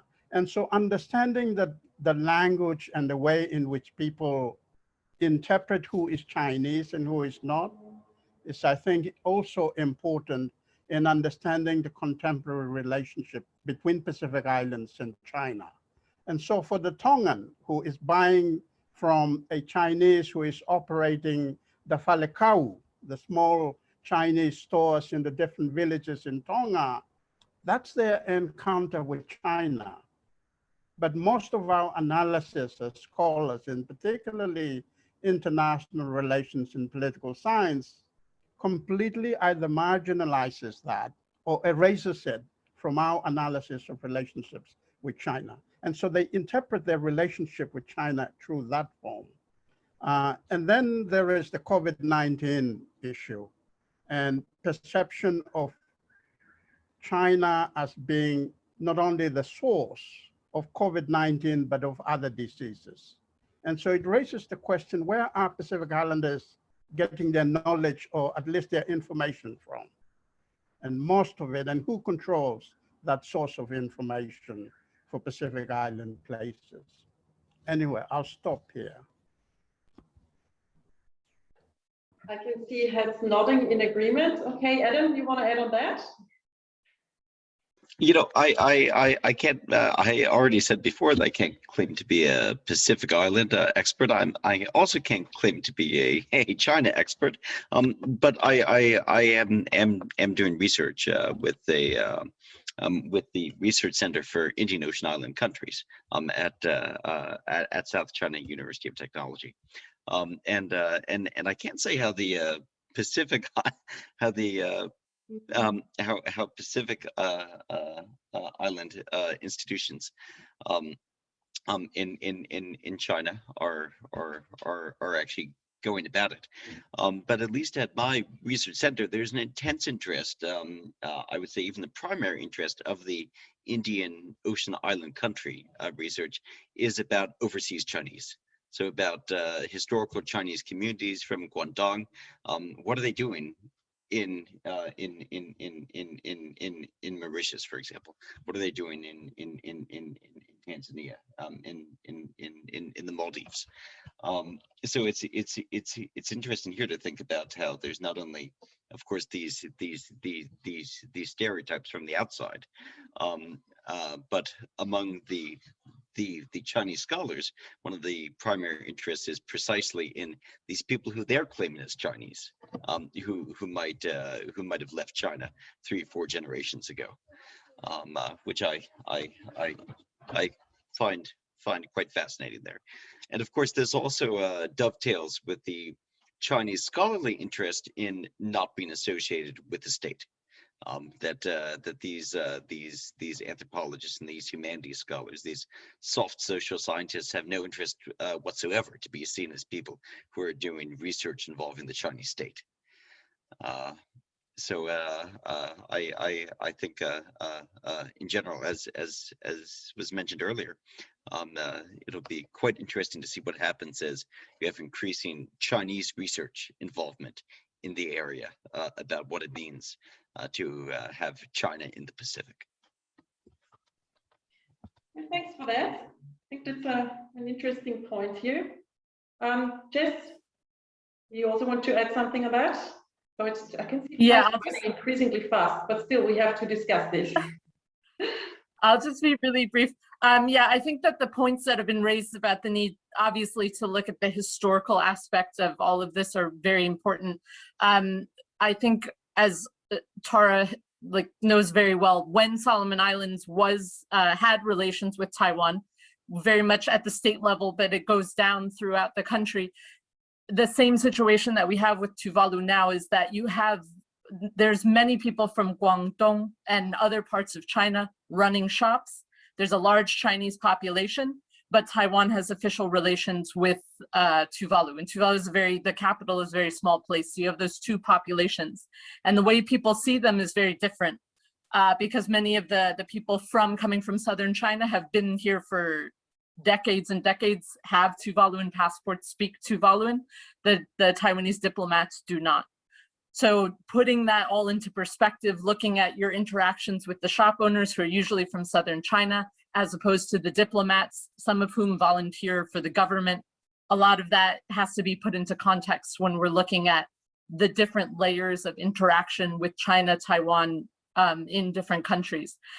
So I just think, yeah, that historical aspect is extremely important in just looking at the layers. Right now, there's mostly Chinese companies working on infrastructure in Tuvalu, and the Taiwan diplomats, there's very little that they can do about that, even if they have a problem with it. But I think also what I find really interesting is the point about disease that was brought up.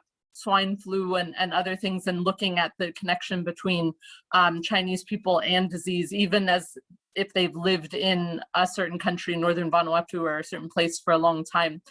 What's really interesting to me is that with the pandemic, with COVID, we saw the exact opposite. Most foreigners who were not Chinese were shipped out of the country when the lockdown happened. And when there has been an occasion where there was a thought there was COVID-19 here, it was just a rumor. It was because of a white person. Actually the Chinese population has been the last population to be thought of in any ways being connected to the disease because of how long-term their stay has been within Tuvalu. So it's actually kind of the flip reaction here, that it's mostly been looking at the more transient foreigners, usually the white foreigners, as opposed to the long-term Chinese population as being the ones more likely to have somehow transmitted COVID into the country, if that had happened. Thanks for adding that. I think it's a really interesting discussion. So what came across here now really is also the difference between the sort of old and new Chinese, that this is really not to be seen as one category in that sense. And also, well, it's a huge country, so a lot of different people and cultures and history and everything. Okay, we have another comment from Ron Willis, please.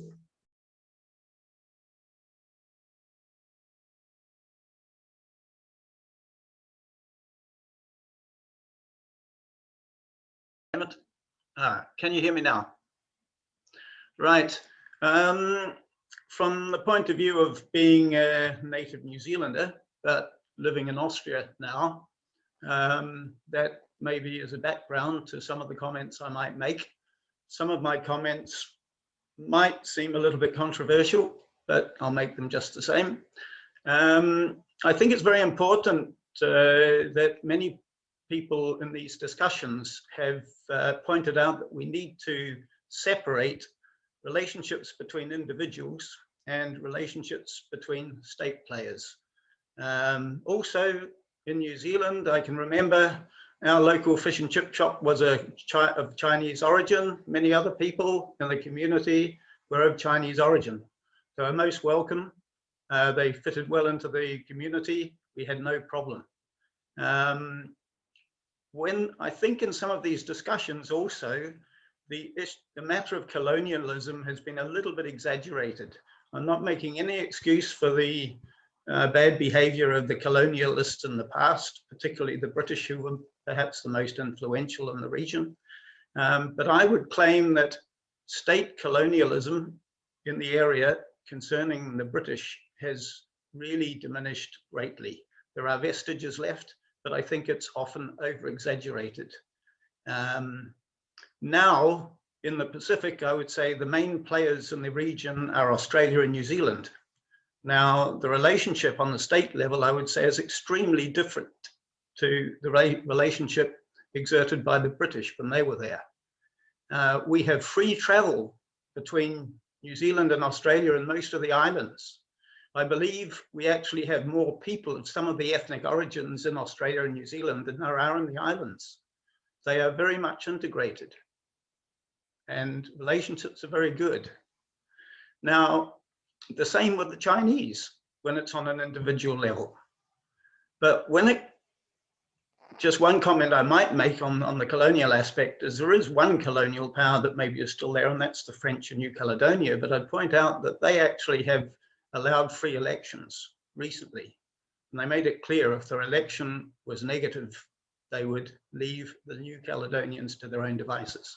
They're only there now, unless you're a conspiracy theorist and don't believe in elections. If we believe in elections, as our democratic world, I think, is based on, the French are still in the New Caledonia because they're wanted.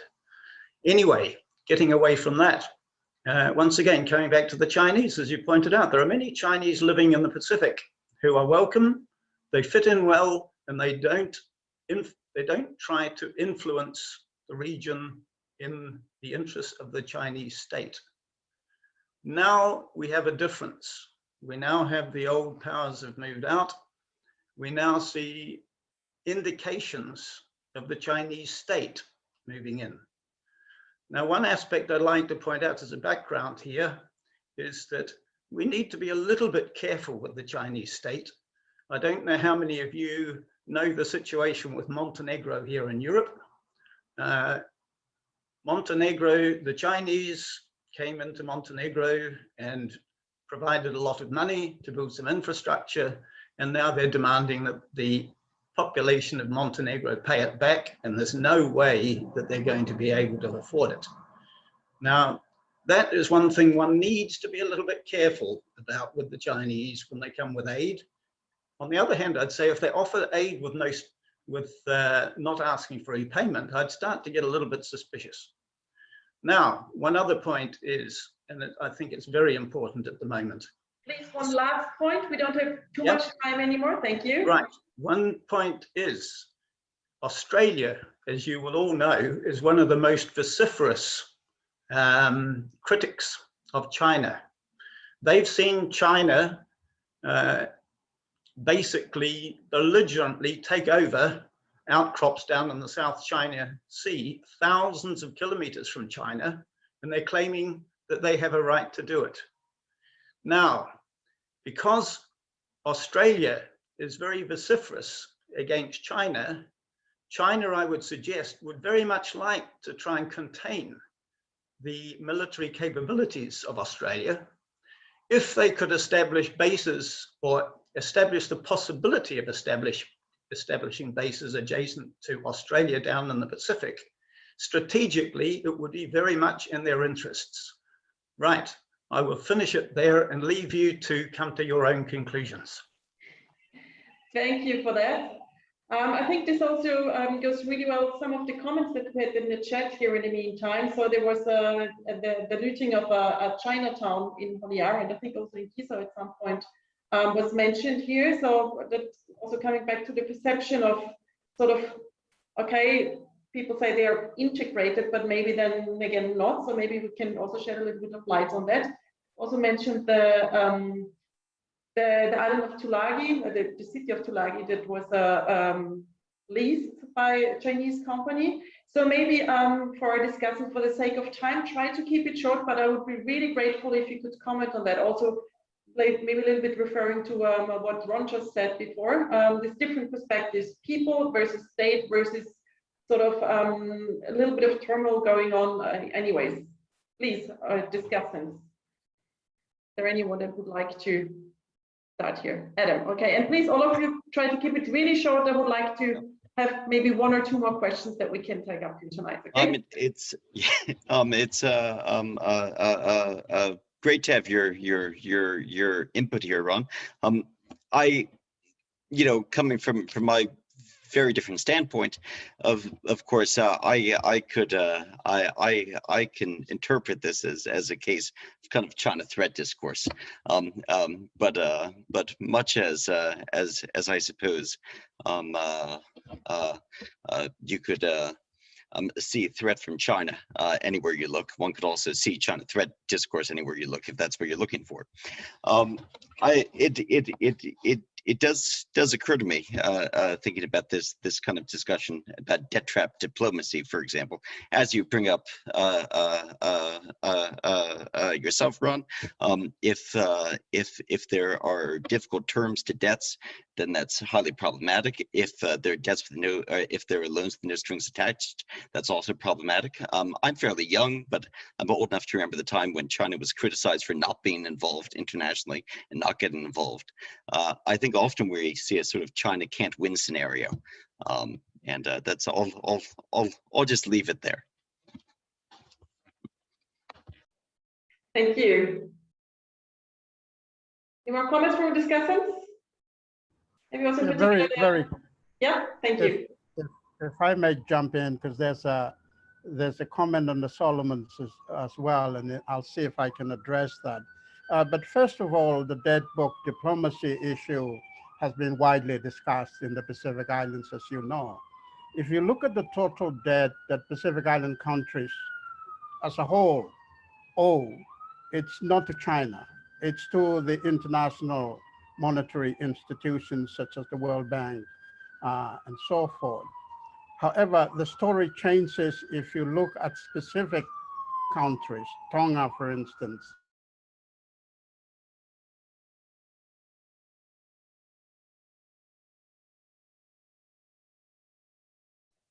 Am I the only one who lost Tresilius? No? Yeah, I think we lost him.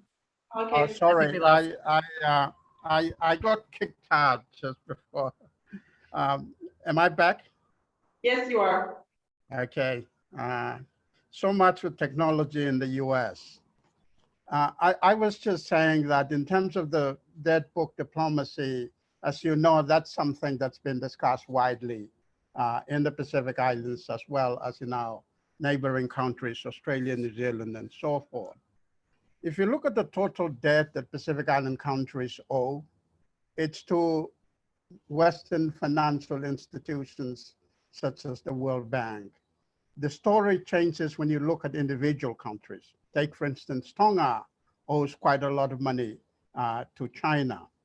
And what has happened so far is that the Tongans have negotiated with the Chinese to defer payment, not take over Tonga. And so it's a complex issue that we need to look at carefully.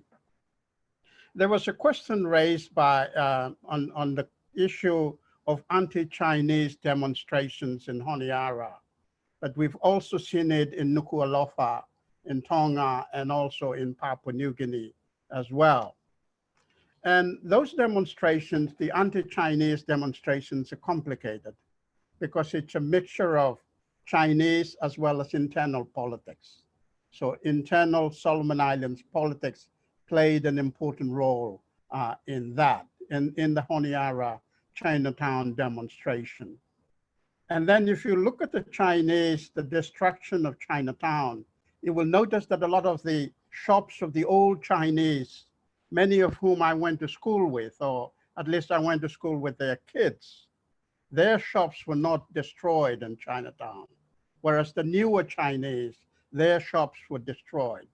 So complex relationships between Chinese and Solomon Islanders, and therefore understanding that complexity is important. In the case of Tuvalu, not Tuvalu, Tulahi and the Solomons, I think it gives us an opportunity to have an analysis of the relationship between Chinese state and Chinese companies and the role that Chinese companies play, not only in investments, but in diplomacy as well. So corporate diplomacy that sometimes benefits the Chinese state and in other cases doesn't benefit the Chinese state. And Chinese companies do not always act on behalf of the Chinese state. And I think Tulahi demonstrates that complex relationship between Chinese company and Chinese state, as well as between Chinese company and Solomon Islands politics, between the provincial government and the national government. So different layers of interaction going on in that case. Okay, thanks for that. I think maybe Mark Tabani just also wanted to comment before. Mark, are you still here? Yes, I'm here. I will try to be very short in my question or my comment. In fact, when we are deconstructing terminologies, for example, the notion of a Chinese threat, in fact, there never have been any pre-World War II general discourse about colonial threat at all from people in the Pacific. My point is that one day a high-level politician in Vanuatu at a meeting where different civil forces, young people, churches, and so on, gathered together in order to improve the relation between communities in Port Vila. That high-level politician told me no, we don't invite Chinese in our meeting because they have no value. They have no culture. They are just storekeepers. And I was very upset and disturbed by such a claim. But in fact, I came back to my the grassroots perception, which is not really different sometimes. That means that in fact, when I see in China since over 20 years now, what is important for grassroots people is that the Chinese are culturally and neutral and socially neutral. That's the difference with the colonization by the West, which brought Christianity, moral values, economical models, consumerism, or social models like individualism and so on. And Chinese merchants in Vanuatu, for instance, don't have any influence on the everyday life of peoples. That means that somewhere I could resume my argument by telling that the Chinese are not a threat for custom. Thank you, Mark. Do we have any comments on that from our discussants? Not necessary if you don't want to, or if you don't feel like, okay, to Cesius, yes, please go ahead.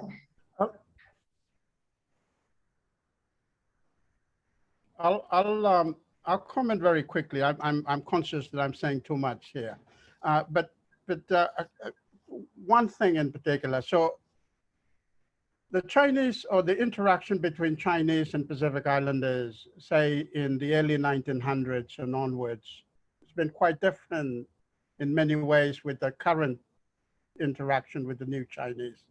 And part of the reason for that, I think, is that a lot of the Chinese who came to the Pacific Islands in the 1900s came from a very troubled place, and actually a very different China from what it is today.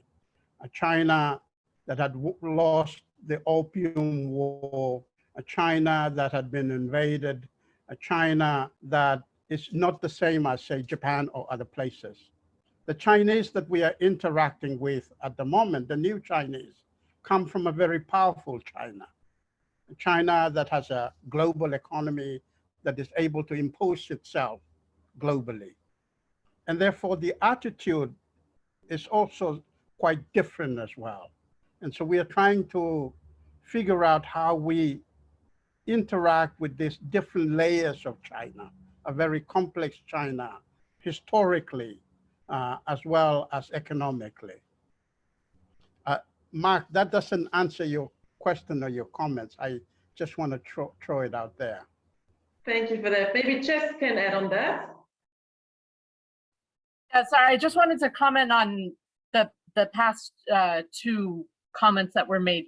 I think I just want to echo very briefly what Tara just said. I think looking at the historical difference, especially how people consider Chinese people from any part of China or Taiwan who have moved, and at the different periods they have moved into different countries. So you'll hear people, the different stories they tell about people who have moved into Tuvalu or other places earlier. And often these stories are people running from things, people who have gone through very detrimental histories. There's a lot of sympathy there, or empathy for what people have gone through. Very much now when China has really moved into this much more powerful position, and there's a lot larger companies who are coming in, you see a very different perspective. So I think that's a very apt point. And also just for Tara's point before about looking at the difference between companies and the state, that's something, I mean, we're not focusing on Taiwan today, but you see the same exact thing with Taiwan's relations in the Pacific. There are companies that are doing things within the Pacific countries that often are at odds with what the state would want. It causes a different reputation for Taiwan than the state would want. And so again, there's just a lot of levels of complexity if we're looking at people coming from Taiwan itself, people coming from different parts of China, and then who's coming from these places, the companies, the state, and then just individual people themselves. So I think all of this we need to keep in mind as we're doing this kind of research or talking about these topics within Rodolfo's paper. Thanks. Thanks for that, Jess. Unfortunately, we're really already running very, very late. I have a very short, brief question. I would be happy if maybe only just one of you could respond to that, but I just had to, I took note of that because I think that may also be the key to future research in that regard. It was mentioned that there are 7 Pacific Island Study Centers in China. So are there any contacts? Is there any exchange? What is their research about it? Because we know, as was mentioned before, the Anglophone Pacific, it's anthropology is largely Anglophone. It's what do they do? What are their, I don't know, their publications? What's the impact of their research? What are their theories, their methods? Do we know anything about this? Adam? Yeah, I mean, as I say, I'm not actually too closely involved, but my impression is that we have the scholars who I've seen and who I've known are involved in climate change, adaptation, spatial planning, and these sorts of hard social science issues, also maritime law. These are the people who I know who are involved in various Pacific Island study centers at Chinese universities. I can't say whether or not there's more anthropological research as well. Thank you. I think it would be really, really interesting to follow up on that. Do we? Yeah? Elisabeth, just very quickly. So Deng Hua, who is at ANU, has a paper looking at Chinese study centers in China. Okay. Thanks. I would love to keep on talking here, but we are already past 8 now. So I would just ask all our discussants first, and then in the end, Rodolfo, to say some concluding words, either on sort of what kind of research you're planning on pursuing in that regard, or if this talk today gave you any ideas about what would be worth investigating further. Maybe Tarcisia, since you're already here, do you want to start your concluding words? I just want to say thank you very much for having me. It's been a privilege. It's not often that we interact with people in Europe, so thank you for having me. In terms of research, at the moment, my major work is looking at COVID-19 diplomacy in the Pacific. I focus on the Solomons, but I'm planning to expand it to the Pacific more generally. And secondly, I'm working on a book looking at the China switch that Solomon Islands did in 2019, but looking at it in using the methodology of storytelling and gathering stories of Chinese Solomon Islanders, and looking at the complex relationships that often are described as state-to-state relations. But so I'm, reaching out to my fellow Chinese Solomon Islanders to tell their stories and others as well. So that's what I'm working on. Thank you. Jess, do you want to go next? Sure. Again, yes, thank you very much for the opportunity. It's been really interesting. And I really do appreciate Rodolfo's paper. I think in the line of what we've been talking about today, something, if ever they give me any time to do research here with the government, which they probably won't, but if I do continue to do research, I'm looking at illegal fishing, illegal fisheries by Taiwan in the Pacific from the 1950s onward. This is something that actually I'm using a part of what Rodolfo's been talking about, looking at local newspaper archives from both the Pacific Island countries and from Taiwan, and just looking at how Taiwanese companies have often pulled the Taiwanese government into the Pacific, often against its will, because of the illegal fishing activities they've been involved in as the exclusive economic zones of different Pacific Island countries have been legalized between the 50s and the 70s. So some of the interactions where companies have been caught for fishing illegally in the Cook Islands in the 1970s, and then the Taiwanese government has to go in and bail them out. So that's something, looking at that kind of state versus people versus company, and looking at it from the archival perspective of local newspapers and archives, diplomatic archives, and how they report on that. Thanks. That's intriguing. hope we hear more from that as well. Thank you. Adam? Well, I too would just like to reiterate how wonderful it's been to be with you all here. I have two major strands of my future research, or the research which I'm doing now. One of them is looking at Chinese international relations theory. There are various researchers who are doing this, but the other is more of a ground level study of the sort that might interest all of you.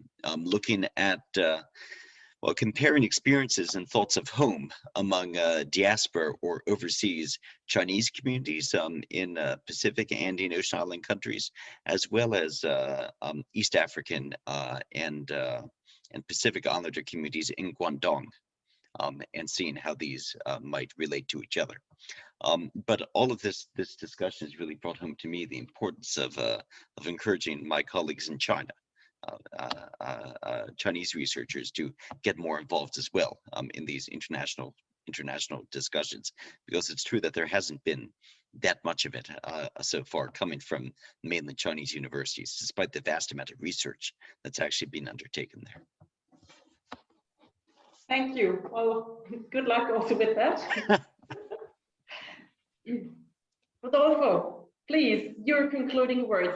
Maybe you could also tell us if this event tonight gave you some new ideas, or how you're planning your way forward with the issue. Yes, I received a lot of very, very valuable inspiration and correction in the direction of my thoughts, for which I'm very grateful. I think I already explained why and how, so I will not reiterate it. I will rather concentrate on my plans for new research, because you asked for them.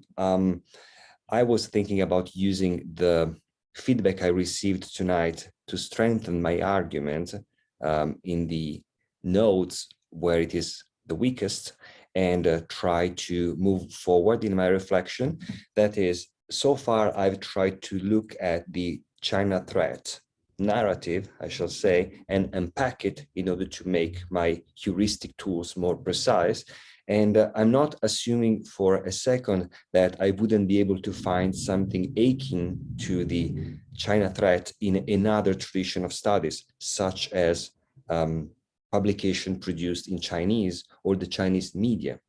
Unfortunately, my level of Mandarin doesn't really allow me, doesn't really enable me to access that kind of material in a professional way, but I'm heading towards that direction. So in that sense, I would really welcome what Adam just said about engaging our Chinese counterparts in this debate. I think the discussion we have had tonight was extremely successful, because we have had professionals and academics from different disciplines and different cultures, in some cases like Ron, speaking about contentious issues, and despite knowing about how contentious they are, Ron felt he could share his view with us. So for me, that's the mark of a good debate, a debate in which you have views that are incompatible, because that draws you closer to understand yourself, the tradition of studies you come from, and your biases. That means getting closer and closer to a precise description of the phenomena that we are observing.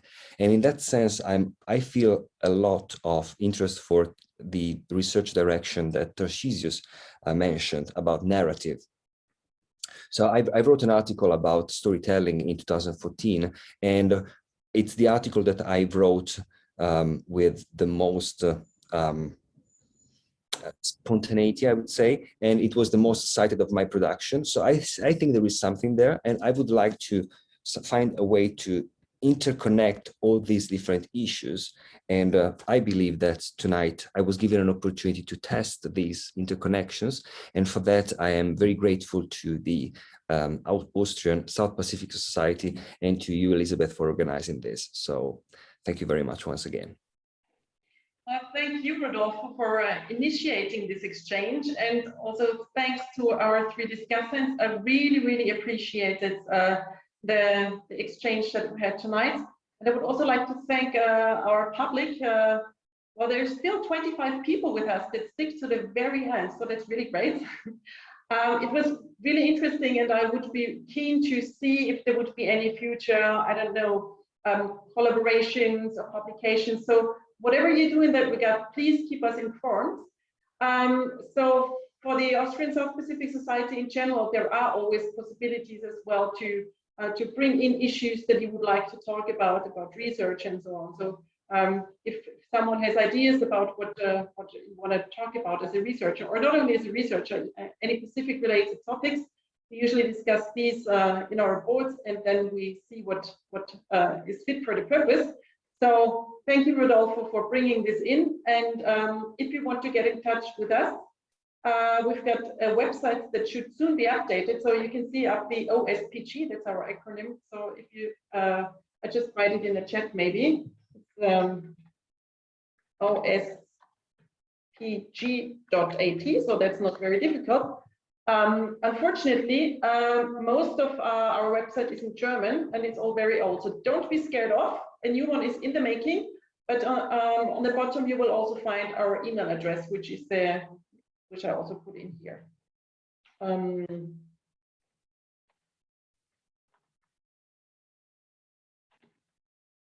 Yes, so if you want to get in touch with us, don't hesitate. And well, we will be happy to host sometime soon a similar meeting. So we're just also in the process of sort of progressing into the 21st century. But I think this online format, even though we hope that field research will be possible sometime soon again, and we also will be able to invite people here to Austria, to Vienna, to have a direct exchange, which is always, of course, very nice as well. I hope that we will be able to keep kind of a hybrid format, at least, so that our discussions can be open to a broader public as well. Thank you so much for being with us, and stay in touch and have a good night, evening, morning, day, whatever it is. And thanks for being with us. It was really great. Thanks a lot.